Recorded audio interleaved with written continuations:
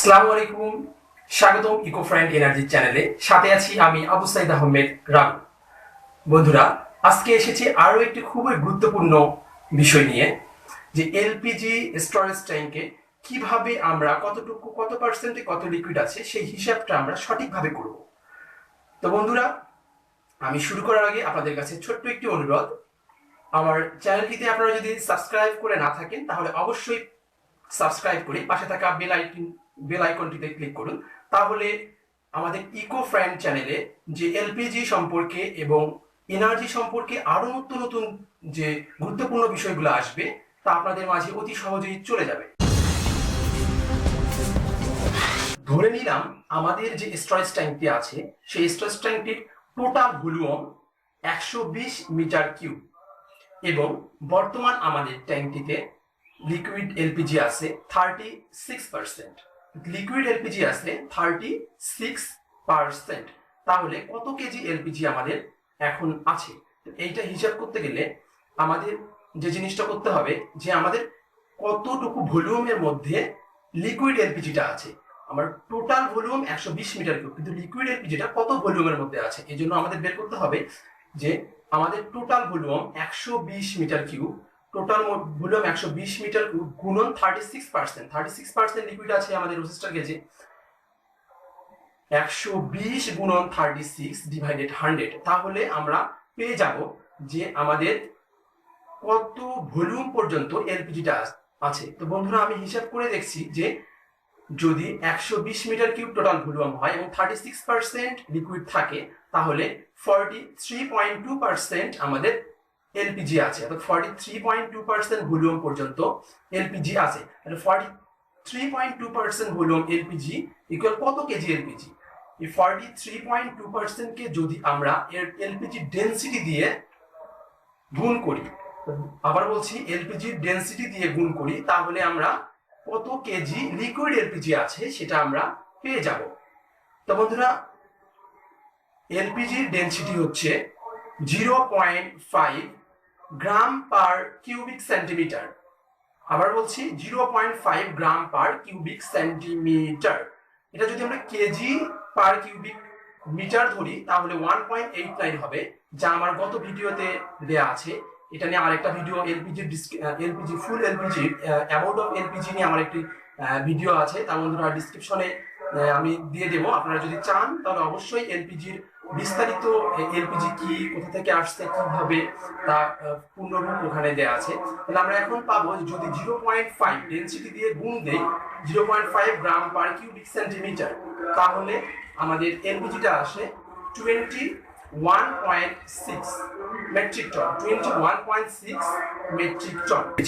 এখন যে বিষয়টা হচ্ছে, সেটা খুব ইম্পর্টেন্ট যে বিষয়টা, যে আমরা লিকুইড এলপিজি পাইলাম কিন্তু ভ্যাপার যে এলপিজি আছে সেই ভ্যাপার এলপিজিটুকু আমরা কিন্তু এখনো বের করতে পারিনি। এই জায়গাটাতেই আমাদের মূলত ভুল হয়ে থাকে, যে আমরা লিকুইড এলপিজির হিসাবটা অনেকেই করে থাকি, কিন্তু ভ্যাপার যে অংশ জুড়ে আছে এই ভ্যাপারটুকু আমরা অনেকেই বের করি না, এবং বের না করার কারণে মাস শেষে আমাদের স্টক অনেকটা কমে যায়। তো আমরা এখন আসি ভ্যাপার এলপিজিটা আমরা কিভাবে বের করব।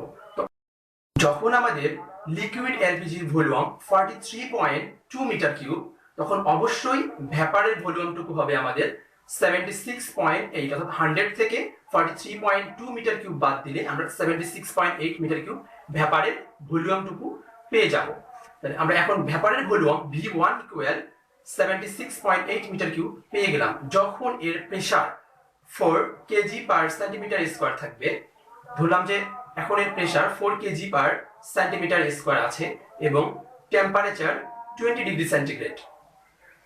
Pressure 4 KG per centimetre square এবং টেম্পারেচার 20 ডিগ্রি সেন্টিগ্রেড। এই সময়টাতে আমরা এর হিসাবটুকু করব। P1, V1 এবং T1 এর মানটা পেয়ে গেছি। P1 এর মান যেটা আমরা পেয়েছি 4 কেজি পার সেন্টিমিটার স্কয়ার, এটাকে আমরা PSI এ রূপান্তর করব, এবং যে আমরা টেম্পারেচারটা পাইছি 20 ডিগ্রি সেন্টিগ্রেড, এটাকে আমরা কেলভিনে রূপান্তর করব। এরপর আমরা গ্যাস ইকুয়েশন ল যেটা আছে, যে গ্যাস ইকুয়েশনের যে সূত্র, সেই ইকুয়েশনের সূত্রটাতে বসাবো। গ্যাস ইকুয়েশনের সূত্র হচ্ছে P1 V1 divided RT1 equal P2 V2 divided RT2। আমরা যদি গ্যাস ইকুয়েশন লটা বসাই, গ্যাস ইকুয়েশন লটা বসিয়ে এখান থেকে আমরা V2 এর মানটা বের করব। V2 এর মানটা যখন বের করব আমরা এখানে P1 V1 এবং T1 এর মান পেয়েছি এবং বের করব V2, কিন্তু T2 এবং P2 এর মান আমরা পাইনি। V2 এবং T2 এর মানটা আমরা মূলত অবস্থায় অ্যাম্বাইন টেম্পারেচার এবং অ্যাম্বাইন প্রেসারটা ধরবো, অর্থাৎ normal temperature and normal pressure. Normal temperature and normal pressure ধরার পর আমরা এখানে V2 এর মানটা পেয়ে যাব। এখন পর্যন্ত V2 এর মান আমরা পেয়ে গেলাম। V2 এর মান পেয়ে যাওয়ার পর এখন যে বিষয়টা আছে সেটা হচ্ছে সবথেকে বেশি ইম্পর্টেন্ট বিষয়, যে আমরা V2 এর মান পেলাম, কিন্তু এখন পর্যন্ত আমরা ভ্যাপার যে কতটুকু ভ্যাপার আছে, এই ভ্যাপার কত কেজি ভ্যাপার আছে সেটা আমরা এখনো পাইনি। অনলি আমরা ভ্যাপার কত ভলিউম যেটা আছে, ভ্যাপারের ভলিউম সেটা পেলাম। তো ভ্যাপারের ভলিউম পাওয়ার পর এখন আমাদের যে কাজটা সেটা হচ্ছে, আমি ধরে নিলাম যে 1 metric ton liquid LPG equal 157 kilolitre vapour. 157 kilolitre vapour, অর্থাৎ আমরা 157 কিলোলিটার অর্থাৎ V2 এর মানটাকে যদি আমরা 157 কিলোলিটার ভ্যাপার দিয়ে ভাগ দেই, তাহলে আমরা যে আমাদের ভ্যাপার কত কেজি ভ্যাপার আছে সেই ভ্যাপারের পরিমাণটুকু পেয়ে যাব। তো বন্ধুরা, আগে আমরা পেয়েছি যে আমাদের লিকুইডের পরিমাণ কত, 21.6 মেট্রিক টন, এবং এখানে আমরা যদি ভাগ দিলে আমরা 1.89 এরকম একটি সংখ্যা পাচ্ছি। তাহলে এই দুটাকে যখন আমরা ভ্যাপার কতটুকু পেলাম এবং লিকুইড কতটুকু পেলাম, এই দুটাকে যখন আমরা যোগ দিব, তখনই আমরা বুঝতে পারবো যে 36% এলপিজি ইকুয়াল কত কেজি এলপিজি হচ্ছে। তো বন্ধুরা, আজকে এ পর্যন্তই। আবার আগামীতে দেখা হবে এলপিজি সম্পর্কে আরো নিত্য নতুন সুন্দর সুন্দর বিষয় নিয়ে।